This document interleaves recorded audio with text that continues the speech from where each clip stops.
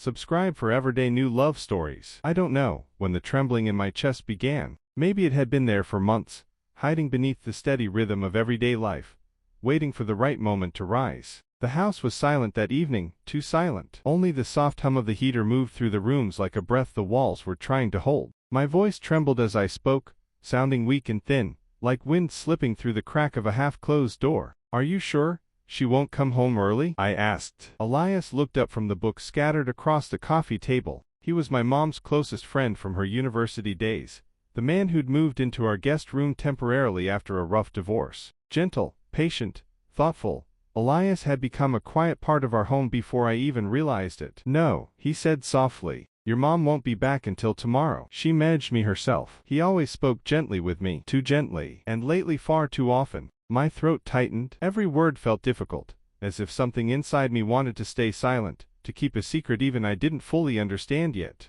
I hugged the blanket closer to my chest, trying to stop my hands from shaking. Every tiny sound in the room made my heart jump, because deep down, I knew something was happening between us, something I should have walked away from the moment it began. But I didn't. Carmel by the sea was always peaceful, but inside me, peace had turned into storms. Elias always took care of his body. Morning jogs along the beach, late-night workouts in the garage. Even at 45, he looked younger, stronger, and calmer than most men half his age. He wasn't my father. He wasn't my teacher. He wasn't anyone who should have had power over me. He was just him, a man who listened when I spoke, who noticed when I changed my hair, who asked if I'd eaten when my own mother forgot. And maybe that was the danger, because sometimes love doesn't appear loudly. It appears in small kindnesses, repeated too many times. Some evenings, after dinner, we'd all watch movies together. My mother would sit in her usual armchair. I'd sit on the couch, and Elias would sit a careful distance away, until slowly, over the weeks, that distance shrank. One day, I leaned on his shoulder by accident, when I dozed off. The next day, he didn't flinch when I did it again. The day after that, I realized I liked how safe he felt. And that was when everything began to feel dangerous. Whenever his hand brushed mine, something tightened deep inside my chest. His gaze stayed on me too long. My laughter lingered in the air with his, and neither of us dared to talk about why. My intuition whispered that we were crossing lines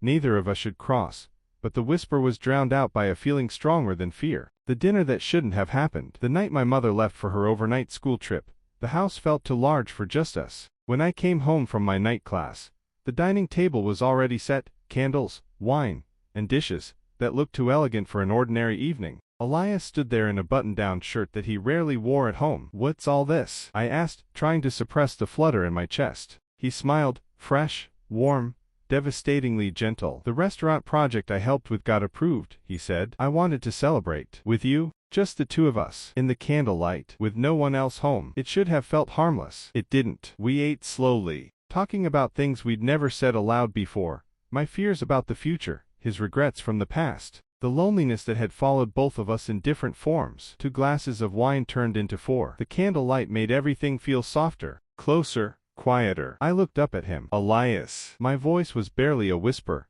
trembling, unsure. "Do you ever feel like everything changed without warning?" He didn't answer immediately. He just stared at me, deep, searching, as if he was afraid to say the truth, but even more afraid to lie. "Yes," he finally said. Just one word, but heavy enough to pull us together without either of us moving. We didn't kiss. We didn't touch. But something between us broke open like a door left slightly ajar, and we both stepped through it without thinking. The moment my voice trembled. That night, the wind pressed softly against the windows. I lay under my blanket, unable to sleep, replaying every moment of the dinner. Then the floor creaked. Elias knocked softly before opening the door. "Can't sleep?" he asked gently. I shook my head. He hesitated. Just 1 second. Then he sat beside me, on the edge of the bed. My heart began pounding wildly against my ribs. "Elias, careful," I whispered, my voice trembling like a fragile thread. "Mom might hear us," even though she wasn't home, even though the house was silent. He froze, because he knew the truth behind those words. It wasn't fear of being heard. It was fear of where this closeness might take us. He reached out,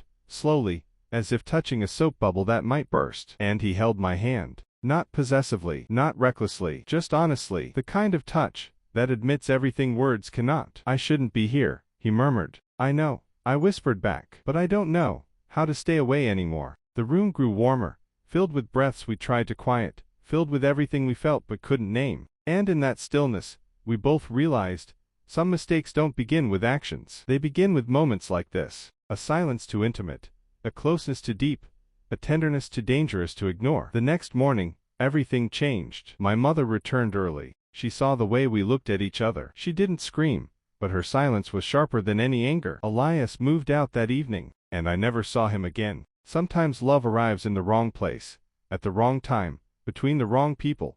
It still feels heartbreakingly real. And sometimes the hardest part is letting it go.